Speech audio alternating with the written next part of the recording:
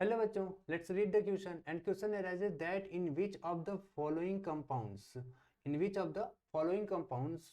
observed bond angle is found to be greater than expected but not due to back bonding.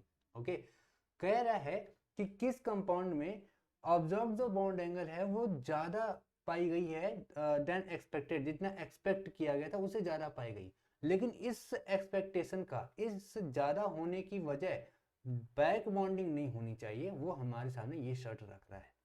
आइए बात start करते हैं की concept से। की कॉन्सेप्ट क्या कहता है? की कॉन्सेप्ट कहता है कि भाई अगर ऐसा है ना तो सबसे पहले आप बैक बॉन्डिंग देख लो किसके किसके बीच में हो रही है। ओके नाउ तो की कॉन्सेप्ट कह रहा है कि बॉन्ड एंगल दो वजह से बढ़ेगा। ओके मेनली दो वजह से बढ़ेगा। किससे? या तो वहां पे बैक बॉन्डिंग हो जाए, या तो वहां पर रिपल्सन ज्यादा हो जाए, ओके या तो वहां पे बैक बॉन्डिंग हो या तो वहां पे रिपल्सन हो, और भी फैक्टर के ऊपर काम करता है, बट यहाँ पर हम इन्हीं दोनों फैक्टर्स की बात करने वाले हैं।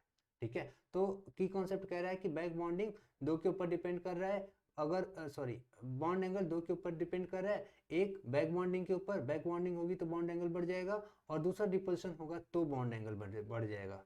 ठीक है, तो यहाँ पर अगर हम चेक करें, यहाँ पर अगर हम चेक करें सो पहला है हमारा NSIS3,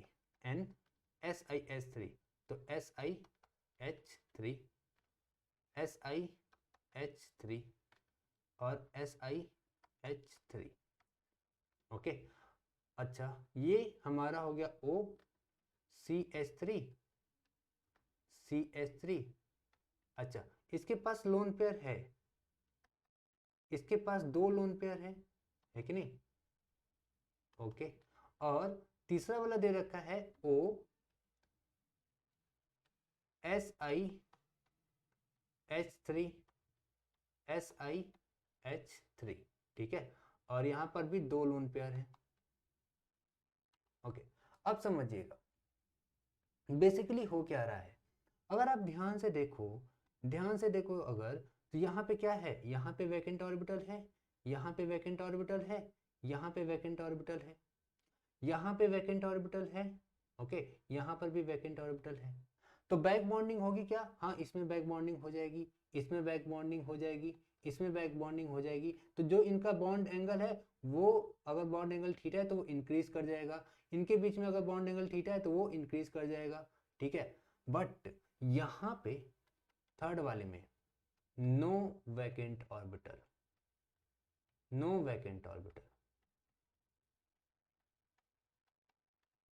कोई वैकेंट ऑर्बिटल नहीं है, और due to not vacant orbital यहां पर नो बैक बॉन्डिंग, कोई भी बैक बॉन्डिंग नहीं होगी।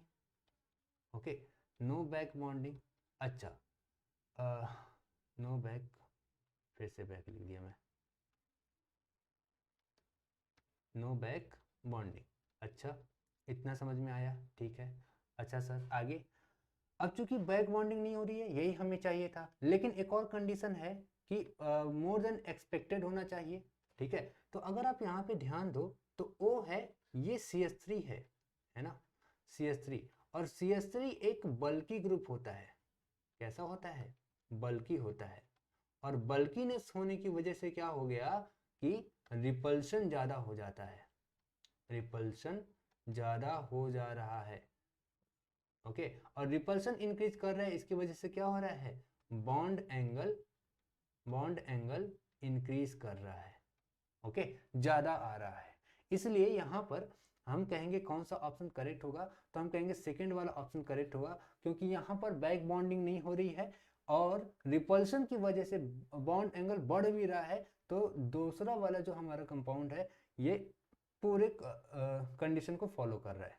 Hope this answered your question, thank you so much.